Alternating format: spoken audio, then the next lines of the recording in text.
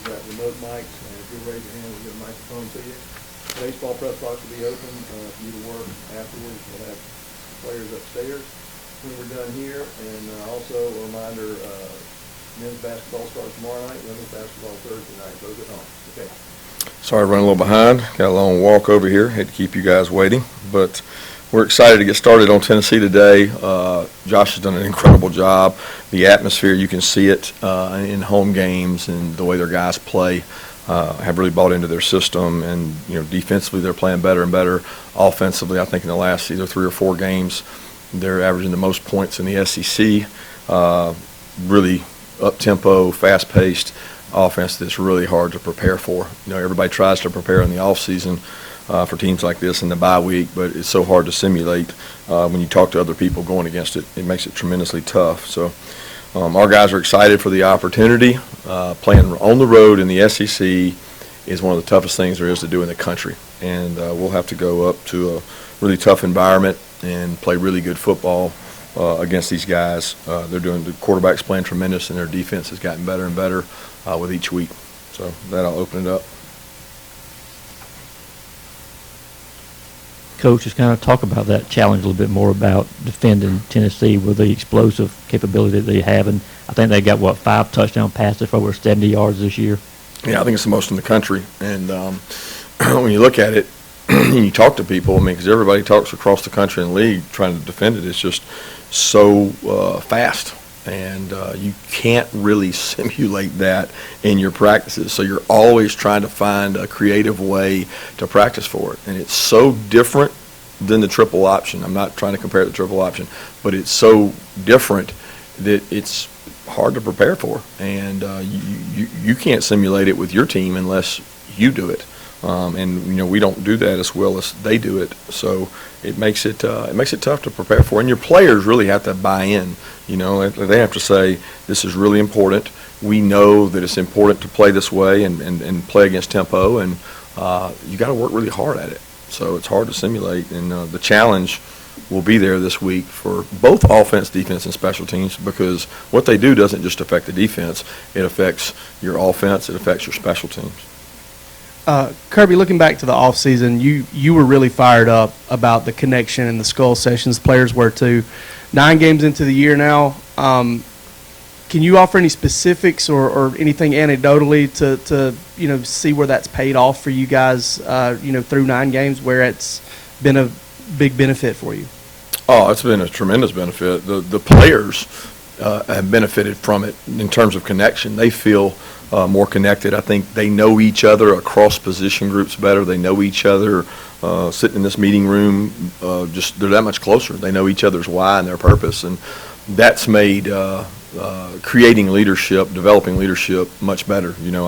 I've been a big proponent of our leadership group and talked about it every year, and this year I haven't had one meeting, not one, because I felt like we continued to get the same things we'd gotten doing the same things, and we didn't want to do that again this year. And and the leaders have developed throughout those sessions, not through meetings or group meetings with me or other strength coaches or other people. They've come naturally through the off-season connection and composure and toughness and the resiliency they've had. How do you guys go about doing a better job of converting your red zone trips into touchdowns? Converting third downs, scoring from further out, being able to run the ball better. I mean, if you had to pinpoint one thing, it would be execution. So you would say, okay, one guy kept us from doing this, whether it was a penalty, whether it was a mental error, whether it was a decision by the quarterback. But usually in the red area, when you can run the ball stubbornly, you can score touchdowns. And when you can't run the ball stubbornly, meaning there's people in the box, it doesn't matter how many, because there's not as much depth on the field. People aren't worried about the ball being thrown over their head. So you've got one extra hat, in some cases 2 extra hats to block in the red area. So you've got to be really well executing to do that. Kirby, how did JT come away health-wise after his first game action in a while, and how did you evaluate his performance when you watched film? Health-wise, he seemed fine. I haven't talked to him about it, but I think health-wise he seemed fine. He didn't take any major hits. evaluation watching him play. I thought he did a good job. He had command of the offense. He understood. Like I said Saturday, he did a really good job of being over there and seeing what the defense was trying to do. He understands our offense on, number one, where to go with the ball, what plays to put us in, decision-making with the ball. He did a good job with those things. I mean, I think that he did a really nice job for the reps he's gotten. Kirby, you addressed it the other night after the game a little, or the other day, sorry, about the success of Missouri's quarterbacks running the ball a little. I think you maybe said it was over pursuit. When you looked at the tape, is that kind of what you saw? And then how important would Hendon Hooker, his ability to not only take off, but obviously he has smart decision-making about when to throw it, too. Oh, Hendon Hooker's a tremendous athlete. He's really hard to tackle. He's big, physical, strong arm. Saturday's miscues had a lot to do with execution, tackling. We missed tackles, did not tackle well, probably our poorest game in terms of tackling.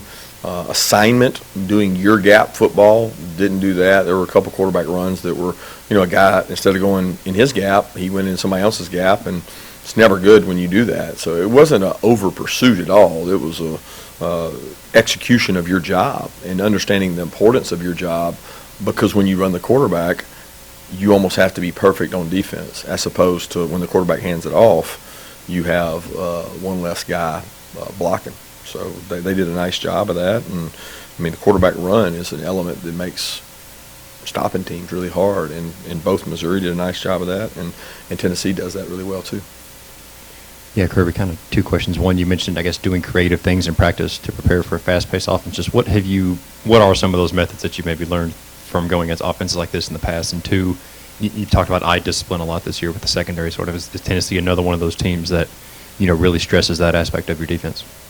Absolutely. The eye discipline, they've gotten some touchdowns just off the tempo of play, guys not being lined up, guys not communicating properly, and guys having eyes in the wrong place. That's not just Tennessee. That's everybody in the country. When you have bad eyes, you can get beat. Their way of making you an eye violator is just a little different than other people in the ways they go about it. But as far as how we practice for it, we change it up. We do different things. I mean, I don't have to go into a litany of things we do to practice for it. I mean, it's just we have to change it up.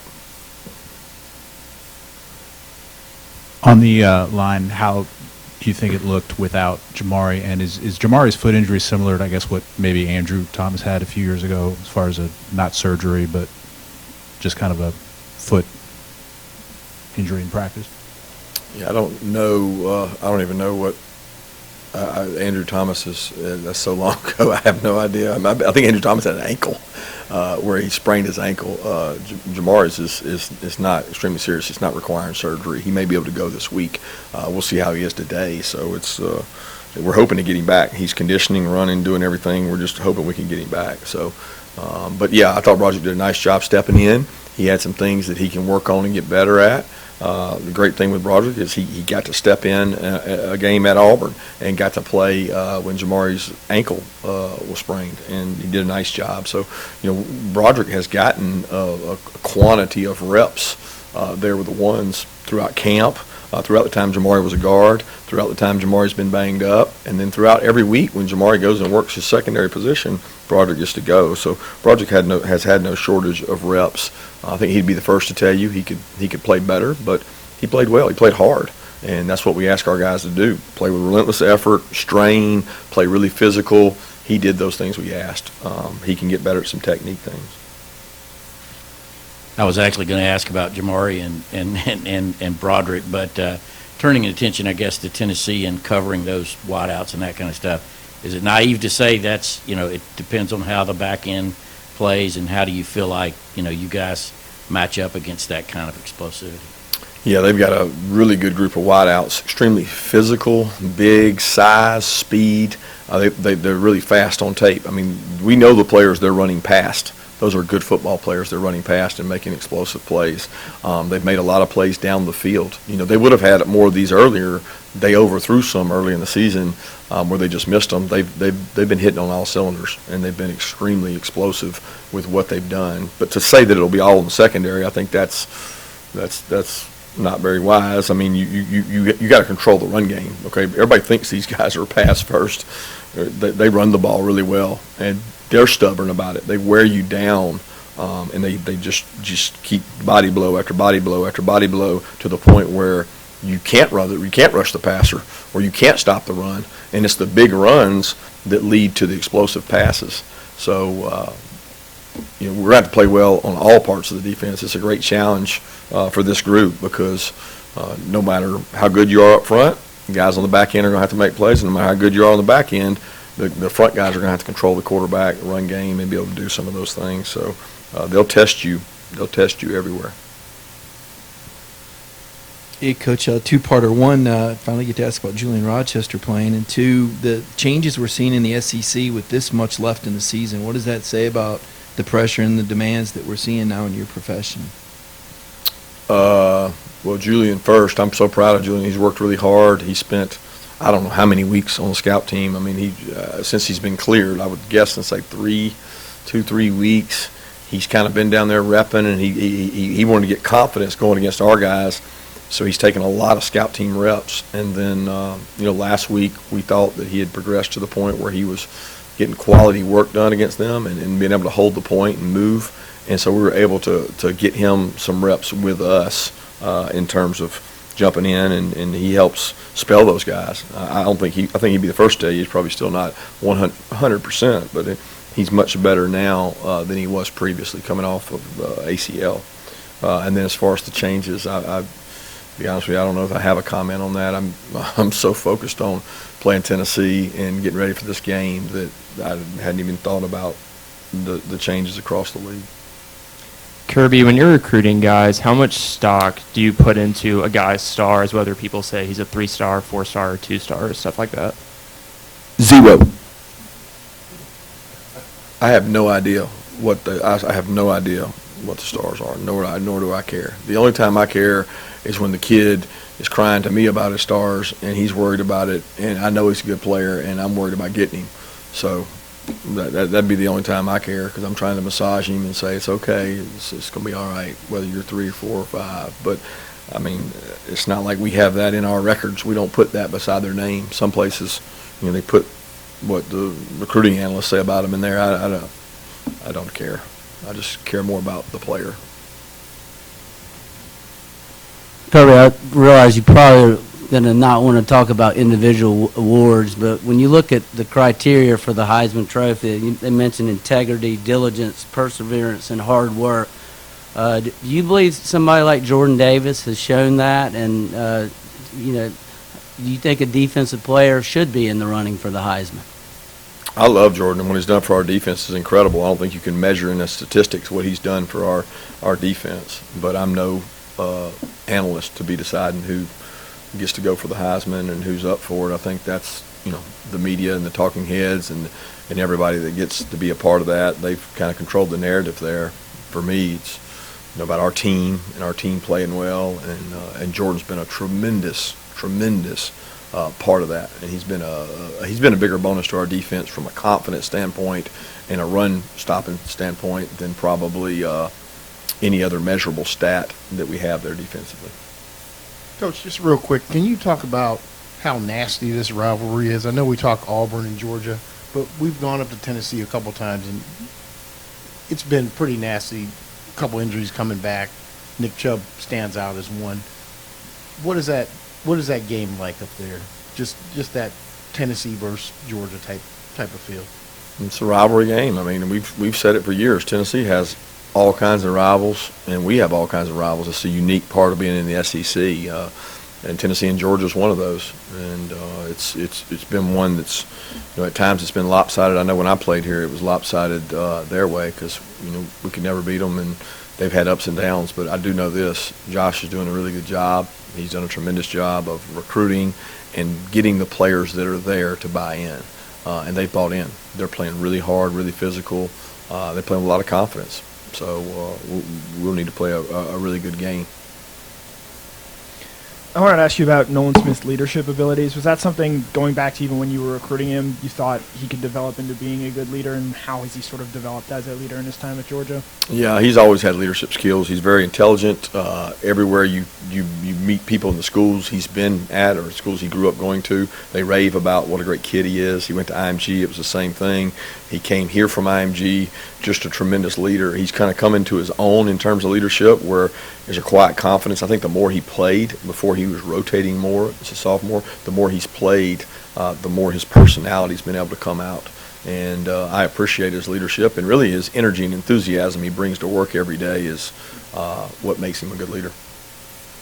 Kirby, can you tell us about some of the guys that we don't get to see at practice? You had, I think, 5 freshman defensive backs: Javon Bullard, Lassister, Carroll. You moved over David Daniel, Nyland Green, Jamaree Lassister. Can you tell us what are they doing and how do they look? They're growing. They're getting better. I think 3 or 4 of those guys were here for spring, so they got to go through spring, which has put them in a position to be backups because of our lack of depth. But they continue to progress. I mean, they get lots of reps in practice, very few reps in games. Jamaree's got to play a little more in the games we've been in, and because of Amir Speed's injury, and then Javon Bullard has got to play. I wouldn't say quite a bit, but he rotates and plays because we have to work Brini at safety some. So Bullard works at star when Brini's at safety, and he's done a good job coming along. But the progress those guys make a lot of times in our defense is learning and being able to kind of make decisions and calls, and they've each gotten better at that. And I tell them all the time, I need more out of them on special teams, because that's where you kind of cut your teeth when you first get here, is what can I do on special teams, how can I help? And Jamaree and Bullard have been really big assets on that. We continue to work with those other guys. Kirby, this time of year in the coaching profession, you've been through it as an assistant and a head coach. What is it like? How do you manage everything when you're chasing championship? There's going to be the coaching carousel, and now you've got the early signing period in December. Simple. I mean, you focus on the task at hand. I think that's easier said than done. But when you're playing, a team like Tennessee, I mean, since noon on Sunday, all I've been thinking about is Tennessee, and how do we message it right to our players? How do we game plan right, offense, defense, special teams for our players? How much tape can I watch? Tape is information.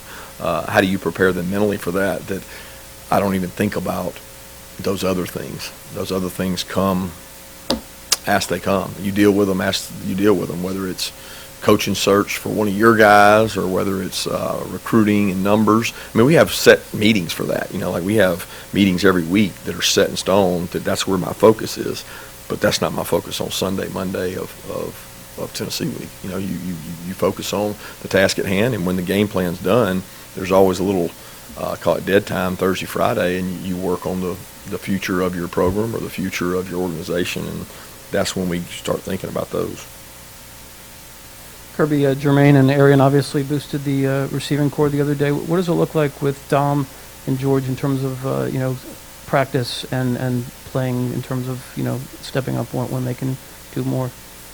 Yeah, I don't know the answer to that. I wish I did. Dom repped last week with us on the scout team. He came down and got work, because it's not as easy as saying, "Oh, Dom's back, go in there." It's kind of like Julian. He had to go down, get his feet wet, get his confidence. So it'll be a boost to us to have Dom take some reps, limited reps, as a scout receiver, because of the receiving corps we're facing. Just waiting to hear on George.